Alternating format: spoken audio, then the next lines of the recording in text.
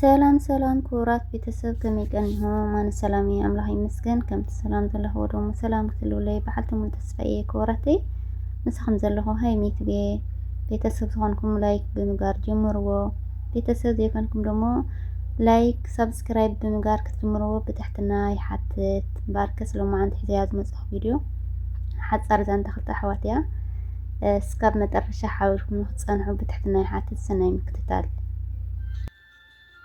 ክልተ ኣሕዋት ነበሩ በበይኖም ተረሓሒቆም ድማ ይነብሩ ነበሩ ኣብ ከይዲ ምንባር ድማ መቸም ብዙሕ ፀገም ረህዋ ሓዘን ደስታ ምርካብ ምስኣን ኮታስ ኣብ ዓለም ትነብር እንተደኣ ሃሊኻ ናተፈተንካ ኢኻ ትነብር እምበር እዚ ካብ በልና እዞም ክልተ ኣሕዋት ተረሓሒቆም ይነብሩ ነበሩ ኣብ ከይዲ ምንባር እዛ ሓፍቲ ተፀጊማ ትነብር ነበረት እሞ ሽዑ ምንም ዝብላዕ ኾነ ዝስተ ኣብ ዘይነበራ ሰዓት ድማ ሓው ናፍቖት ናይ ሓፍቱ ምፅዋር ስለ ዝሰኣነ ሓፍቱ ንምርኣይ ኢሉ ብዙሕ ተጓዒዙ ኣብቲ ሓፍቱ ዘላቶ ዓዲ ብሰላም ኣተወ። ሓፍቱ ድማ ገፅ ትፈትዎ ሓዋ ብምርካባ ደስ ኢልዋ ብፍሽኽታ ተቐበለቶ። ክልቲኦም ተጣማጢሞም ድማ ሕልሚ ብዝመስል መልክዑ ናፍቖቶም ኣውፅኡ ድሕሪ እዚ ምዃኖም ሓፍቲ ንሓዋ ብድጋሚ እንኳዕ ሰላም መፅኻ ዝሓወይ በል ኣለኹ ንስኻ ኣዕርፍ ብምባል ኣብቲ ተቐሚጣቶ ዝነበረት ቦታ ተሲኣ ናብ ክሽነ ኣተወት።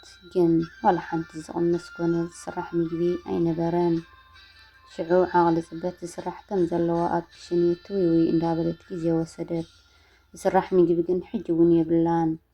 ክትህብ እናደለየት ስእነት ኢዳ ዝሕፀረላ ኣለዋ ሓፍቲ ምንም ኣማራጭ ክሰርሖ ይኹን ክትቅርበሉ ትኽእል ነገር ግን ኣይነበራን። ዝብላዕ ኮነ ዝስራሕ ምግቢ ከም ዘይብላ ዘይፈልጥ ነዊሕ መንገዲ ተጓዒዙ ዝመፀ ሓው ጥሜትን ፃማእን ተፃዊሩ ነዊሕ ግዜ ድሕሪ ምፅናሑ ድሕሪ ነዊሕ ግዜ እዋንን ናይ ምፍልላይ እዚ ኩሉ መንገዲ ተጓዒዘ ምፅየስ ጠሚኻዶ ፀሚእኻዶ ዘይብሉ ስቕ ትብለኒ ዋይዛ ጭካን ብሓቂ ድያ ጨኪና ህሌታ ኢሉ ኣብ ርእሱ ዘይተደለየ ሕማቕ ሓሳብ ክሓስብ ጀመረ። በቃ ሓፍቲ ክትብና ኣይደለየትን ኣላ ማለት እዩ ኢሉ ኩራ ብዝተሓወሰ መልክዑ ተሲኡ ወፂኡ ኸደ። እዚ ዘይከኣላ ሓፍቲ ድማ ኣታ ፈጣሪ እንጀራ ካብ ክትከልኣንሲ ሓወይ ዘይትኸልኣኒ ብምባል ኣማሪራ በኸየት። ስእነት ሕሱም ካብ ገዛ ወፂኡ ዝኸደ ሓው ብዙሕ ከይረሓቐ እንታይ ከ ክንድዚ ድያ ፀሊኣትኒ ክትዕንግለኒ ዘይደለየት እቲ ኩሉ ዝተሰማዓኒ ነገር ክናገራ ኣለኒ ብምባል ነቢሩ ስምዒቱ ኣብ ዘይቆፃፀሮ ደረጃ እናሃለወ ናብ ሓፍቱ ተመልሰ። እንተኾነ ግን ከምቲ ዝሓስቦ ዘይኮነስ እታ ለዋ ሓፍቲ እንጀራ ካብ ክትከልኣኒ ወድነይ ዘይትኸልኣኒ ኢላ ክትበኪ ተዓዘበ። ሓው ድሕሪ እዚ እዩ እምበኣር ዘይብላ ደኣ ኮይና እምበር ብሓዋ ዘይትጭክን ሓፍቲ ምዃና ክፈልጥ ዝኸኣለ። እዚ ምዃኑ ዝተረድአ ሓው ሽዑ ብኑራ ሓፍቱ ሓዚኑ ሙሉእ ኣስቤዛ ገዚኡ ይቕረይታ ዝሓፍተይ ኣቐዲመ ከምዘይብልኪ ተዝፈልጥ ነይረኮ ከምዚ ኢልኪ ክትጭነቕን ክትበኽይን ኣይምፍቅድኩን ነይረ ብድጋሜ ይቕረይታ ዝሓፍተይ ብምባል ኣጥብቕ ኣቢሉ ብምሕቋፍ እቲ ከም ውሕጅ ዘወርድ ዝነበረ ንብዓት ዒንታ ተኸዲንዎ ብዝነበረ ማልያ ገይሩ ሓበሰላ። መን ከም ወድኖ ብሓፍቱ ዘየኽእሎ ለዋህን ርህርህን ሓው እዚ ገይሩ ክትረጋጋ ምስ ገበረ እቲ ዘምፅኦ ኣስቤዛ ምግቢ ሓቢሮም በልዑ ሰተዩ። ሽዑ ንብዓት እታ ለዋሓፍቲ ናብ ሰሓቕ ተቐየረ። ተመስገን ክብርሓው እንኳ ደቲ ዝወፆ ኣይምኸደ እንኳ ተመልሰ።